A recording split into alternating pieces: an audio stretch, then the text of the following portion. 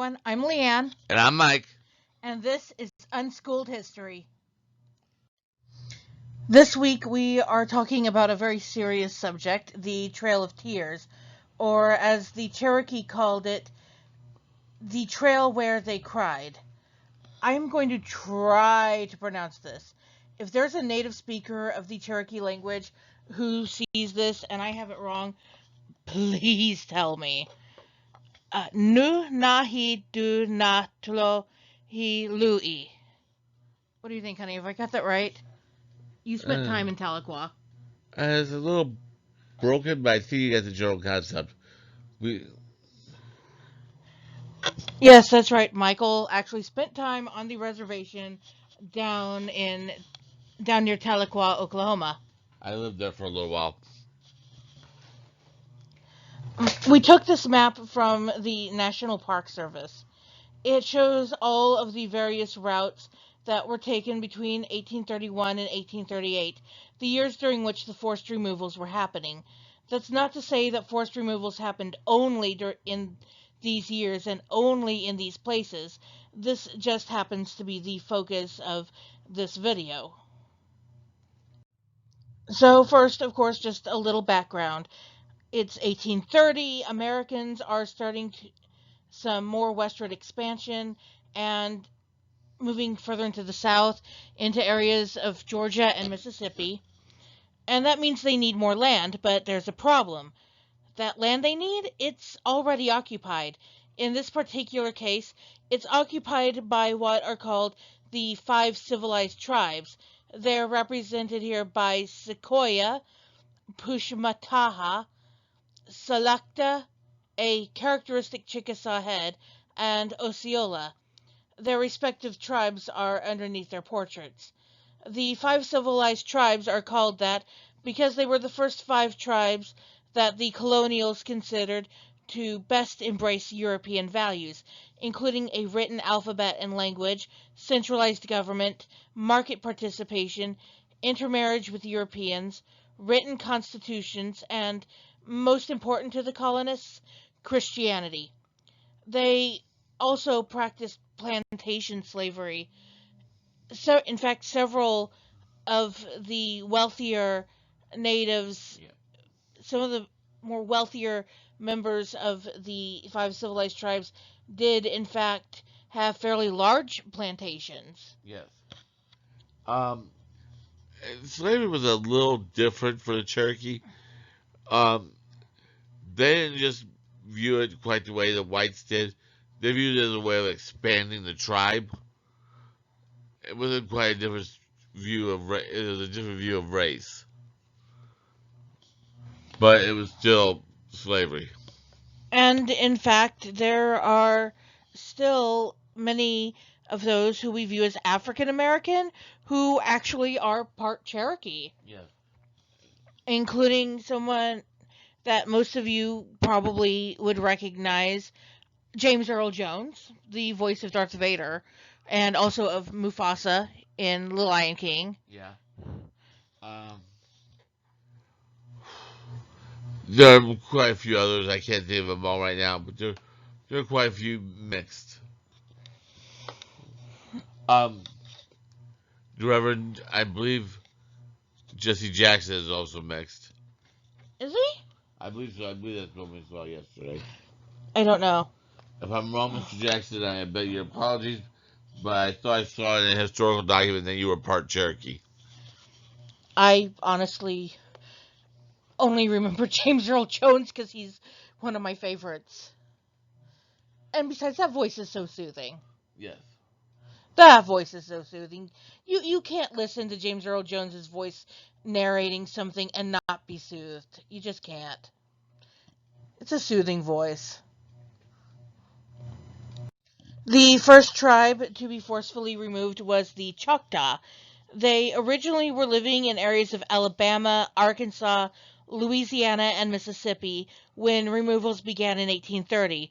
One Choctaw Miko, or chief, was quoted calling the process a trail of tears and death, and he wasn't wrong.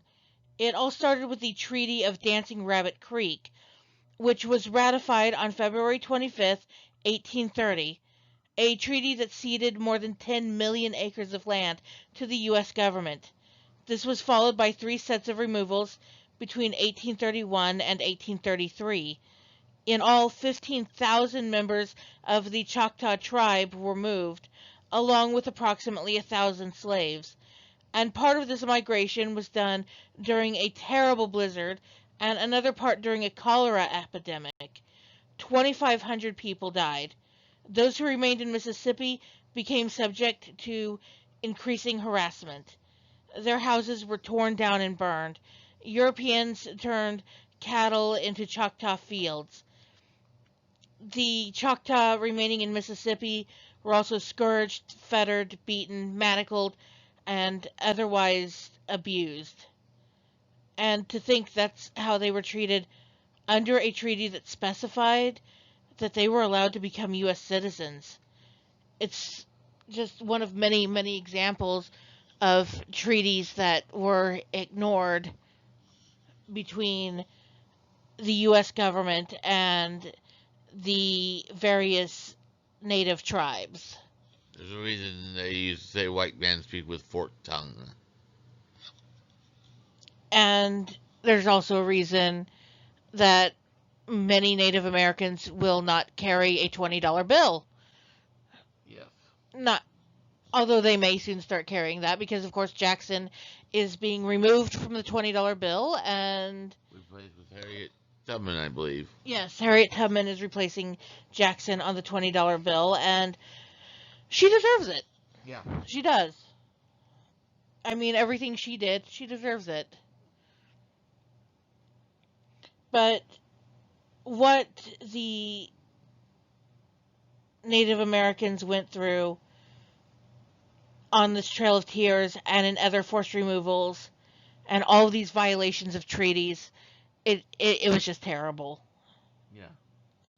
The Seminole were next, and they gave a lot of resistance, to the point that the U.S. government actually went to war with them in Florida. There were actually 3 so-called Seminole Wars, and the one we're focusing on is the second, from 1835 to 1842. And I wasn't kidding when I said they were resistant to moving. Yeah. It led to a lot of raids and skirmishes, and even some outright battles before a man by the name of Thomas Sidney Jessup took over on behalf of the U.S. He changed tactics from chasing the warriors through the swamps to burning down farms and houses, then faked a truce to capture Osceola and Micanopy. Am I pronouncing that right? I believe so. Micanopy. By the end of all of this, the majority of the Seminole were dead, killed by the ravages of starvation, disease, and war, with a few hundred on a small reservation in Florida. And we wonder why they don't trust us. I can't see the tell me you got it on and off. This is William McIntosh. He a chief of the Creek Nation. He was of mixed race, his father having been a loyalist officer during the Revolution. His mother was a member of the powerful Wind Clan, and because the Creek, like many tribes, follow a matrilineal line, that's how McIntosh became a chief. By 1821, McIntosh came to view relocation as inevitable, and he and other chiefs signed away a lot of Creek land. As a result, McIntosh was awarded with 1,000 acres of his own, and he built a hotel there where the Second Treaty of Indian Springs was signed in 1825. I should point out that the first Treaty of Indian Creek that was signed caused the tribal council, the Creek National Council, to declare that anybody who ceded away any more lands would be put to death. That did not stop McIntosh, because obviously he was one of the signers of the Second Treaty of Indian Springs, and he built a hotel on his land. And it was this treaty that ceded the last of the Lower Creek lands to the state of Georgia, and Georgia divided it up into lots. The Muskogee Creeks and the Lower Creeks were supposed to be allowed to take ownership of their lots and sell them individually and move before moving west, or to live there and live under Georgia law. But they never got to do that. Instead, they were all forcefully relocated to the Arkansas River, and this got McIntosh another big payment, mostly thanks to the fact that the governor of Georgia, with whom the treaty had been signed, was McIntosh's first cousin on his father's side, George Troup. In 1834, the Creek were finally removed to Indian Territory along the Trail of Tears. Over 15,000 Creeks were forcibly moved west, and 3,500 of them died. The Chickasaw, on the other hand, actually had perhaps the easiest time of it. They held out for $3 million for a little over 6 million acres of land, approximately 47 cents per acre. For comparison, land at the time was selling on average of 12.5 cents per acre. They completed these negotiations in 1836, and while it was nearly 30 years before they got the promised money, they did get it, and only paid the Choctaw a little over $500,000 for land once the Chickasaw got to Indian Territory in Oklahoma, where the two tribes merged. The Chickasaw also had the fewest losses at only 150 individuals. Now, I'm not trying to minimize that. Obviously, we at Unschooled History still view this as a tragedy that they were even forced to give up their land, but unlike the other tribes involved, the Chickasaw did get a very, very good payment. As I said, the math worked out to approximately 47 cents per acre, when land at the time was selling on average at 12.5 cents per acre. Put in today's money, that would be more than $80 million. And the average cost of land today is approximately $3,000 an acre. So They they did okay. They negotiated well, but still, it was a shame and loss. None of them should have had to give up their land. no, they shouldn't have.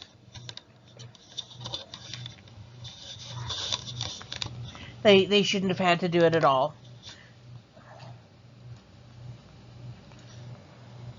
Finally, we are on to the Cherokee. While 2,000 Cherokee had already voluntarily relocated, this was very much a forced removal. Removal began in May of 1838, and approximately 4,000 members of the Cherokee Nation died. By December, the 13,000 Cherokee who had been forced out reached Golconda, Illinois, where they were charged $1 a head to cross the ferry. The charge was usually only 12 cents, so there's obviously a lot of racism going on there. Yes.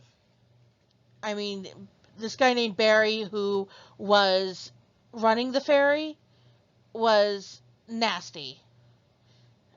And he just kind of waited. He refused to take them while he had any white customers who wanted to take the ferry. And he just waited along until he had nothing better to do. And while he was waiting around, the Cherokee were forced to huddle under Mantle Rock waiting for this, and many died. In fact, the majority of the 4,000 deaths for the Cherokee along the Trail of Tears were actually because of this. They had no proper winter clothing. Many of them had no shoes or moccasins. They were completely unprepared for making this winter journey. And others were murdered by locals. The two men pictured here are Stand Watie on the left, one of the leaders of the Treaty Party, and Cherokee Principal Chief John Ross. Ross opposed relocation voluntarily, while Watie and the other party leaders of the Treaty Party saw it as inevitable, though the head of the party, a man named Major Ridge, admitted that he had signed his death warrant when he signed a treaty in 1835. Of all the leaders of the Treaty Party, Stand Watie was the only one to survive the Trail of Tears. Interestingly enough, in 1862, Watie replaced Ross as principal chief of the Cherokee Nation and promptly aligned them with the Confederacy during the Civil War and led a band of Cherokee in multiple Civil War battles, including one of which Michael and I are both very knowledgeable, the Battle of Wilson's Creek. They weren't majorly involved in that one, but they were somewhat a little bit involved. And the unit was called the Cherokee Mounted Rifles.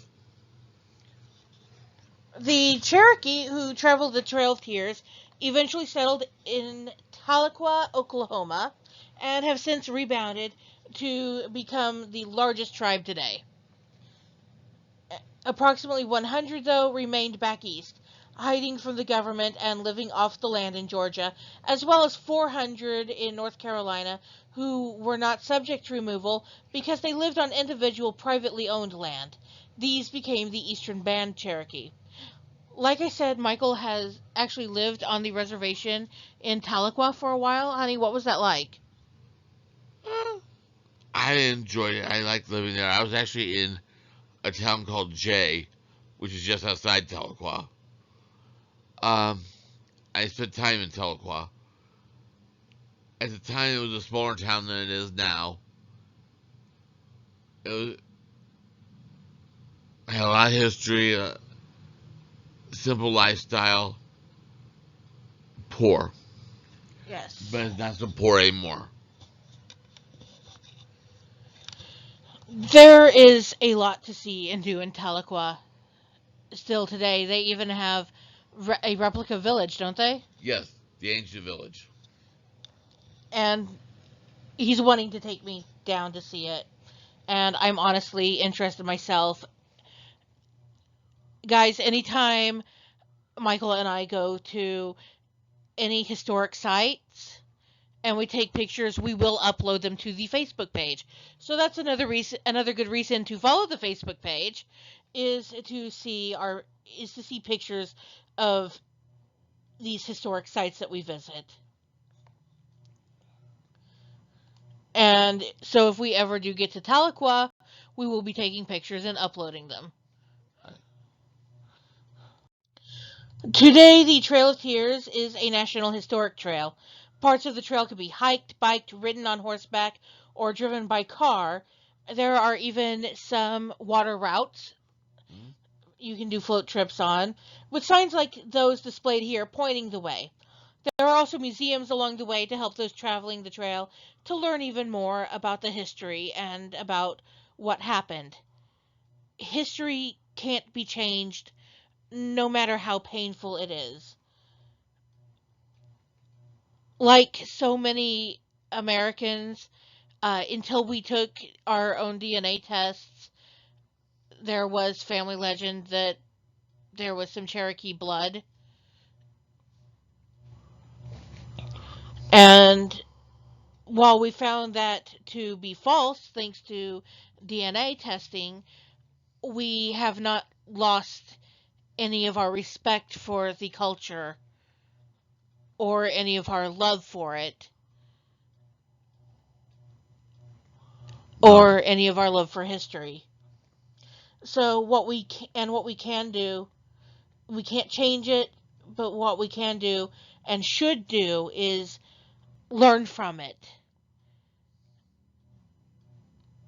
We should learn however it is that we learn best, whether that is from museums, from books, from articles on the internet, from videos like this, From or cultural experiences. yes, from cultural experiences, from travel, from statues.